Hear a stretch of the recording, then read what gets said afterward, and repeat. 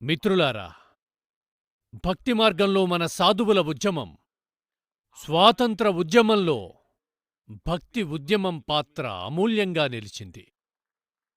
భారత్కు సవాలుగా నిలిచిన ప్రతి కాలంలో ఎవరో ఒక మహాసాధువు, ఆచార్యుడు, ఋషి, ముని ఏదో ఒక విధంగా దేశానికి మార్గం చూపడానికి ముందుకొచ్చారు.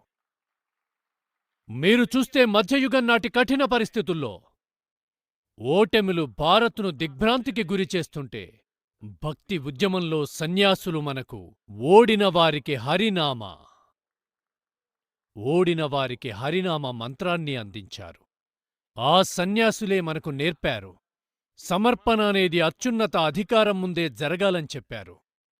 శతాబ్దాల నాటి దోపిడీల వల్ల దేశం పేదరికంలో కూరుకుపోయింది. అలాంటప్పుడు సాధువులు మనకు త్యాగం, సహనంతో జీవిస్తూనే మన విలువలను రక్షించుకోవడం నేర్పించారు. మనలో మళ్లీ ఆత్మవిశ్వాసాన్ని నింపారు. సత్య రక్షణ కోసం మనం ఎప్పుడైతే అన్నింటినీ త్యాగం చేసినప్పుడు, అప్పుడు అసత్యం ఖచ్చితంగా అంతమై తీరుతుంది.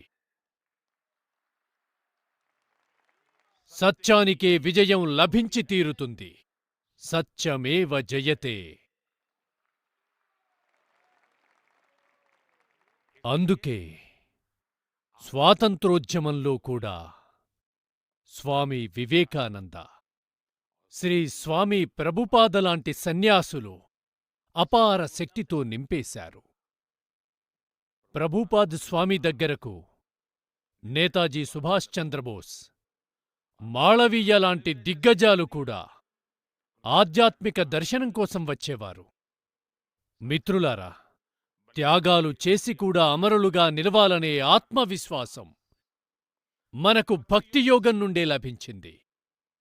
అందుకే మన ఋషులనేవారు అమృత్ స్వరూపాదని, అంటే భక్తి అమృత స్వరూపము అని.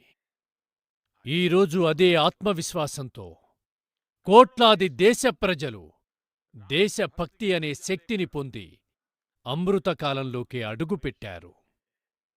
ఈ అమృతకాలంలో మనం మన భారతదేశాన్ని అభివృద్ధి చేయాలనే సంకల్పాన్ని తీసుకున్నాం.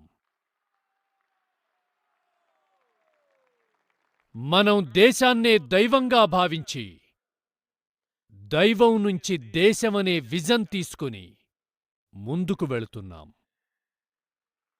మనం మన శక్తిని, మన వైవిధ్యాన్ని నిర్మించుకున్నాం. దేశంలో నలుమూలలా సామర్థ్యం ఉంది. అదే మన శక్తి, మన బలం, మన చైతన్యం.